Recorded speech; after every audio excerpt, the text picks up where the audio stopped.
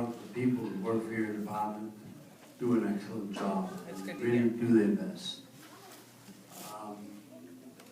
I want to talk to you about the contract that you gave out.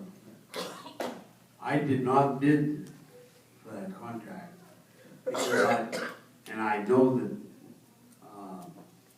Northeast, I understand, did not bid either. I don't know that. To my knowledge, they did not. Maybe they did, but I'm not aware of it. But I can tell you that on review of your RPF, it became obvious to my company, and I think others, that only one company could win that contract. And that's who you ended up giving the contract to. But I hope that's not the that's case. my opinion. I hope that's not the case. It was a competitive bid and there was more than one vendor, but that happened before I arrived at the department. Jenny, could you just use the mic? Just to answer that, there were more than one people who submitted proposals. It was before I arrived at the department, but it was done in a competitive fashion. Yes, I don't disagree with you, it's just that the way it was written up, there was only one company that could possibly meet all of your requirements.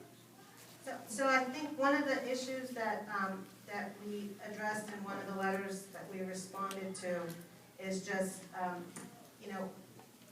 we will be reprocuring at a point in the future, and part of that process is always to do this type of effort of engaging stakeholders and getting input about the needs that need to be met when you go through a RFP process.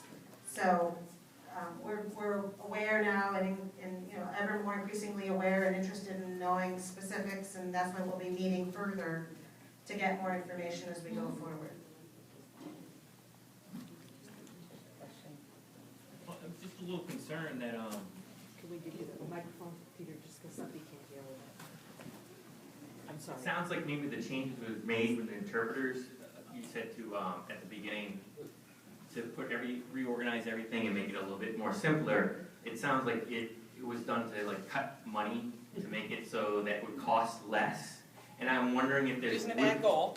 Is there, which is a goal of the government. So I'm wondering, is there really political will to really actually make any changes where it might actually cost more money when you said your budget's actually going down?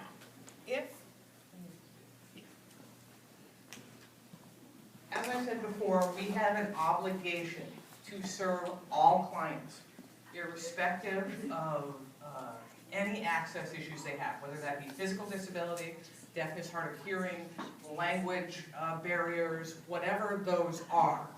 We have that obligation under federal law to ensure that there's complete access to the variety of services that we give, and we are committed to that. And I can tell you that as an attorney, I'm going to be advising that any failure to do that puts us at a litigation risk.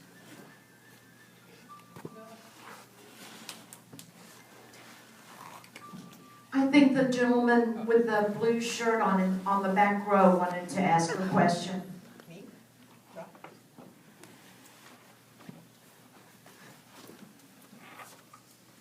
I already said something, I'm all set. The guy behind him. No, actually, no comment. Okay. And was there anybody over here? No? I think it's time probably to Okay, wrap up. Thank you. Okay.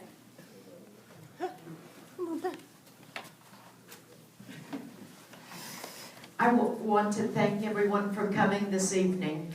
I think we made some progress. I think the powers that be, the state representatives, Health and Human Service, they heard the issues, they heard the problems, and the Department of Education. So I have a very good feeling about tonight's meeting, and this is only the beginning. We will be back in contact with you. And Jennifer has already said that we're going to come to the luncheon in June. So you're going to be so sick of our face, you can't stand it. So thank you so much for having us and extending the invitation. Good night.